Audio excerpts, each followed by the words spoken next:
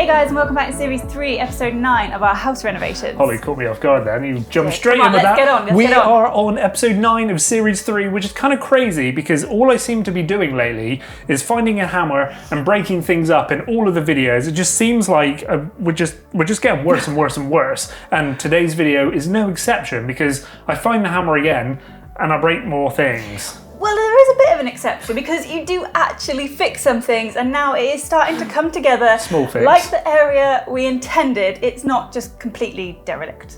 It's still pretty Just a little bit derelict. derelict.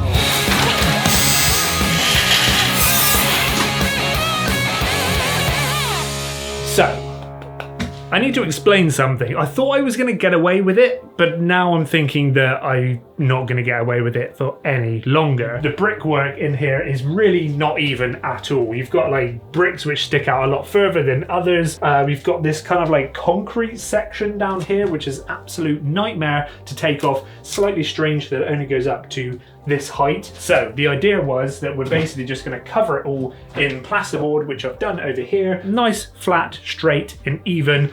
Nice for us to then put our utility units onto it because obviously we need to have a straight, flat wall to put units and a new worktop on the top of it because we can't have it all bulbous and things. The ceiling, I was going to have the same sort of idea, and that was just to leave the old ceiling up there, just put plasterboard over the top of it, and then it's all good. And basically that means that I don't have to touch the old ceiling, don't have to knock it down or anything. But when I've started to cut holes in the ceiling for where different light fixtures have got to come through, and all of these have to go into the partition wall, which we're going to be building. To build that partition wall, I need to take more of the ceiling out to basically get up onto the joists and things. The more I'm like touching and poking the ceiling, bearing in mind that this ceiling's probably been up here for like 150 years or something ridiculous like that, you wake up in the morning and the ceiling is decided that it doesn't want to stay there any longer. You know, it's got bits like this up here. It's not holding itself up. So if I'm then going to be sticking plasterboard up onto this as well, all of the extra weight is going to be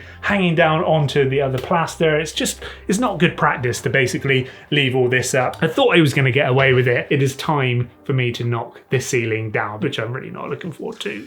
And yes, I know I should have done this at the very beginning when I first started this room, before I started doing this kind of build work and plasterboarding and stuff, but here we go.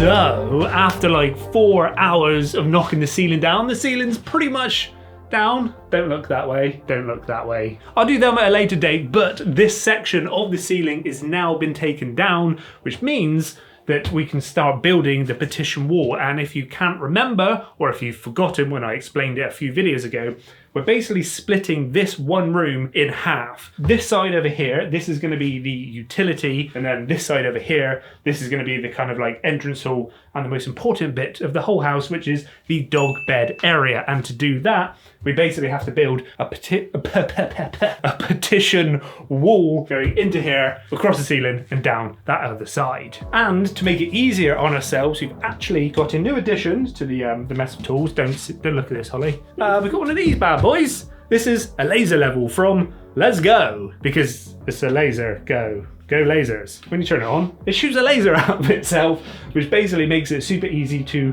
line things up, and it makes it very easy to line things up in a very wonky, very unstraight and unflat house. Because this is an old English cottage, nothing's straight, nothing's level. So using something like this, a laser level which shoots a straight line out of it, basically, look at that. Makes it easy to line things up. Look how straight and level they are, Holly. Oh, luck. Let's go and build a wall.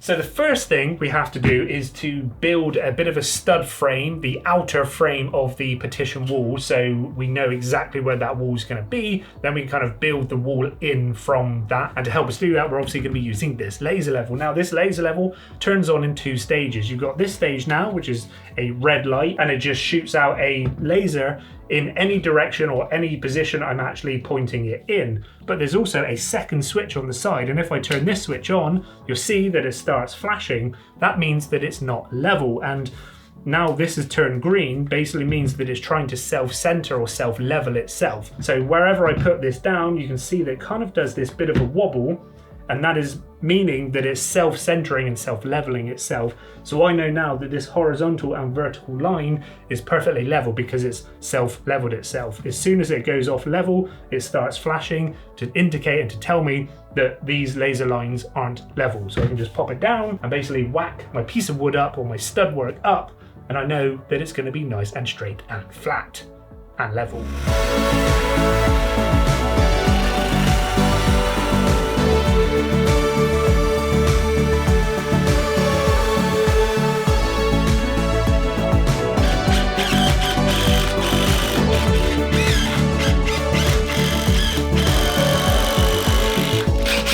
Now, as you know, and I've said many times before, I don't really plan anything in this house. I basically just make it all up as I go along. If I have any ideas, they're pretty much 99% all up in my head. I'm one of those people who's a very visual person. I think of what I want and then I can go and make it. I never really draw things down or write things down, so Hollie's always thinking like, what are we doing? What are you up to now? I find it slightly difficult sometimes to actually pick up the camera at certain moments, because I am spending most of my time trying to work it out and just start to build things. So I find it difficult sometimes to pick the camera up and hit record. But here we are, we've moved on just a little bit now from that very last shot. The side of the wood is put up and the very top section of the wood is put up, and I've kind of moved on now. I've basically started to do this section of wood here with some noggins up onto the actual ceiling, and that is where the pocket doors are going to basically go in and attach to. So the bit above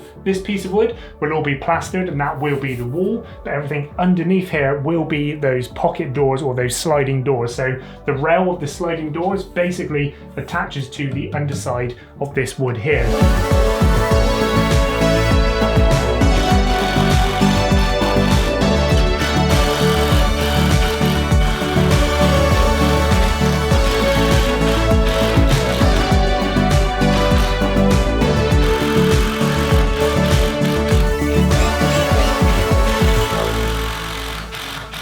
Okay, so as you can see, pretty much all of that stud work is now complete. It goes from one side, so it goes up here, all the way across the top and then down on the other side. This is where all of our different lighting, electrical cables and stuff are currently going to be hidden inside of the wall, and then all of those little studs which I put up onto the ceiling to give the wall a nice bit of rigidity. And as you can see, where we had to line it up with the window and the door on this side, the actual wall had to go between the floor joists. So that is why I put these kind of like horizontal noggins all the way across and then built my kind of stud work up onto that. So it's all nice and rigid and solid. And you might be thinking to yourselves right about now, James, I don't quite get it. I don't really see what you're doing. You're talking about building a partition wall, but all you seem to have done is put some stud work up onto the ceiling and literally a piece of wood on one side and another piece of wood on the other side of the room. That is because we're actually putting in pocket doors, basically sliding doors that disappear into the wall. Hence the wall, which will be here but doesn't exist yet. So there's probably about a million different ways of how you actually do this to create a wall where the doors basically slide inside of the wall. So when the doors are open, the doors basically completely disappear, so you don't see the door. Normally where a door would open,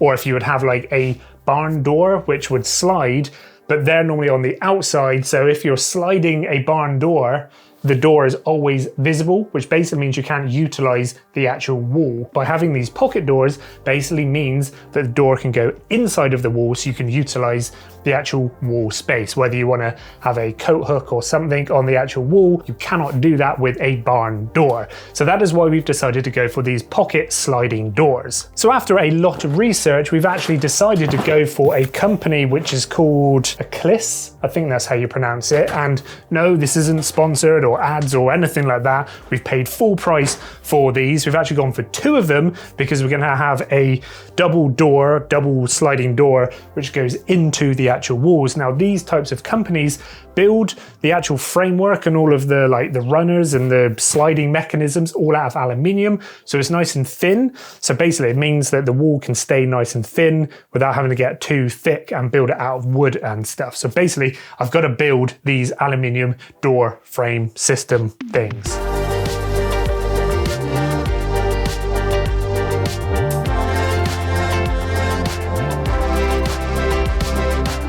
So after about 10-15 minutes of building, the aluminium frame for this wall is now complete. And as you can see, I've purposefully built this stud work for the exact size of this metal frame, so it fits in there absolutely perfectly. And now you can kind of visualize it a little bit easier, well, hopefully. So if I get some plasterboard, this section here will be the wall, and then between this metal frame here, the door can actually slide inside of this wall, and that basically means that we can utilize this wall space. So when we have the utility, all of the cupboards and the worktop will go straight up to this wall, and it means that the door can slide inside here and it won't be hanging or opening in front of any of the cupboards in the utility. And obviously we got 2 of these sliding door mechanisms, so I've just basically got to bolt on the one on the other side as well.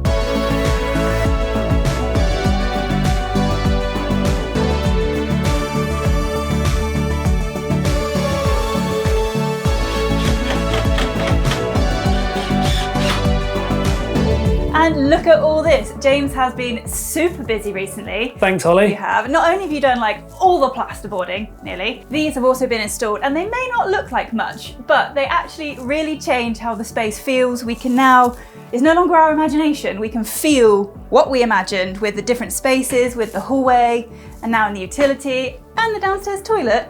It's starting to feel like we imagined, and now we know that we're not crazy, it does work. However, unfortunately we don't have the doors yet, and we don't want to put the plasterboard on until we have the doors, because I think it's going to be a bit of a fiddly job. So we have to save that for the next video. But Holly, some people might actually be wondering, why have we decided to put the wall in the exact position, and the eagle-eyed viewer might notice something that... This gap is slightly bigger than this gap.